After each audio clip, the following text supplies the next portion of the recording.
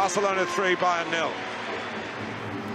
Many thanks to Martin Tyler and Gary Neville, and that was a masterclass in the second half by one man, really, Lionel Messi. Incredible. 9 straight wins in the Champions League for Barcelona, and that 7-0 scoreline of a couple of seasons back seems a long time ago, I'm sure, for Bayern Munich. They were weakened tonight, but at one stage they did stay with Barca.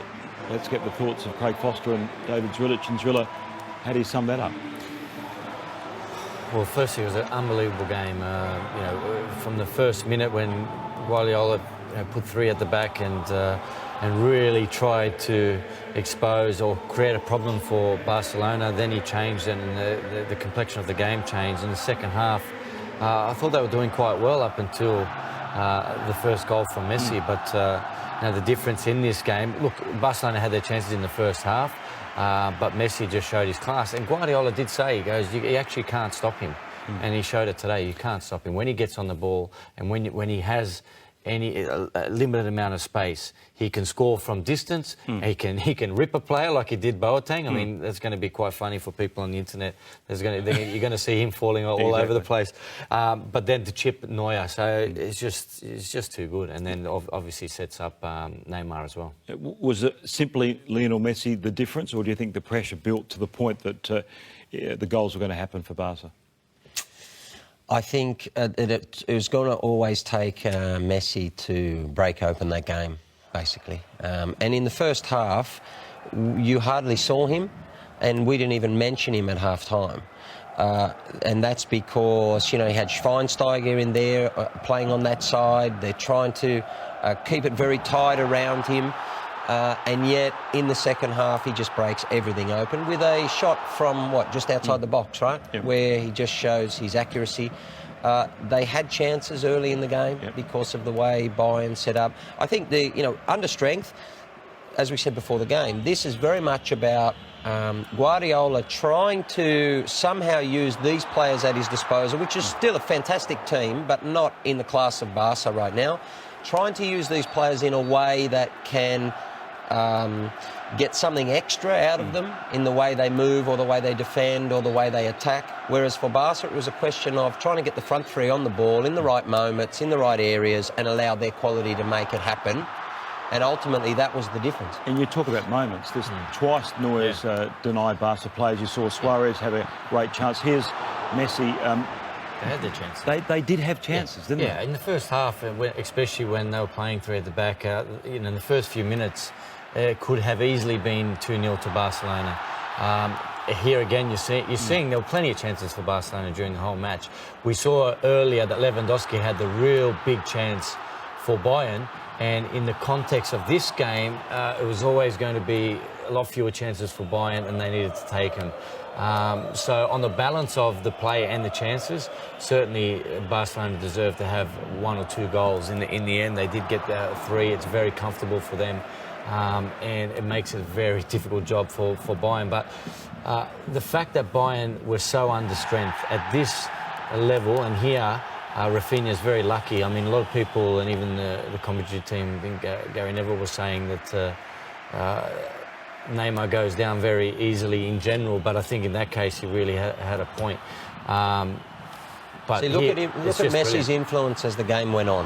So what happened is, it was his header in the first half to put Suarez in, but here you see, just gets past the player here, looks up, and all of a sudden, too much quality. He was trying to hit some to the far post earlier in the game. This one, he just goes to the near. He makes it bounce just in front of... It's a great strike. Just in front of Neuer. But what happened is he put Neymar through before.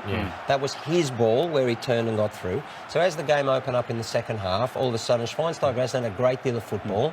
He starts to find more space. He's putting people behind. He's getting the ball in these areas and starting to make that happen. He put the crossover where Neymar was actually fouled at the far post by Rafinha. Then he gets and does this. Just talk us through how he puts a world-class World Cup winning defender on his backside. Well, he just gets him to turn his hips inside, look.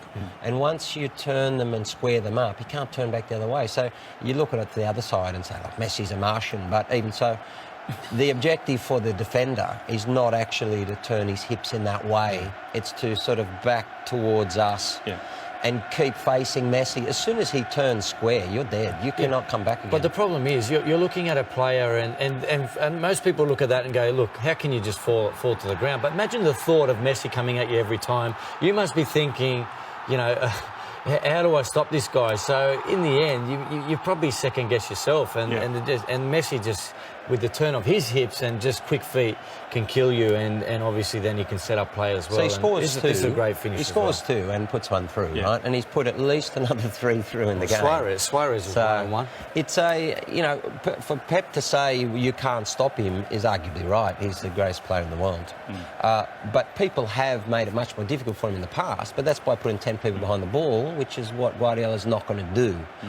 So the real problem for Bayern was in the second half, when the space started to become a little bit larger. Can you try and stop, the runners around Messi? And even then, he's going to hit one from outside the box. This is before the match. He embraced with Luis Enrique. The Pep's approach, brave to go to a back three for 15, 20 minutes first half. And from that point, how did he manage Barcelona in your view? I think he did what that group was capable of doing, according to the way that he plays. So, to me, it's no good turning around and say, well, he could have played much more defensively, he had good players out. Yeah, sure, but he wouldn't have won 6 titles with Barcelona, and he wouldn't have just won the league once again in Bundesliga.